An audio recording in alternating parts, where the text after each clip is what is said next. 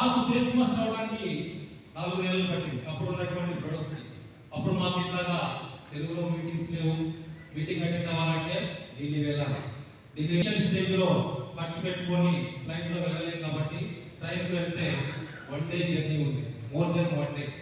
So ఆ విధంగా నేర్చుకొని ఈ రోజు అటువంటి తెలుగు సెమినార్స్ ని మన విజయవాడలో కూడా మనం కండక్ట్ చేసుకుంటా ఉన్నాం.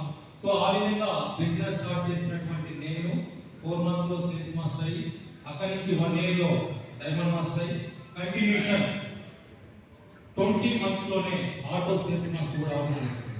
సో ఆటో సేల్స్ మాస్టర్ అవడం వల్ల ఉపయోగం ఏంటి అంటే రెగ్యులర్ ఇన్కమ్ అనేది వస్తూ ఉంటుంది.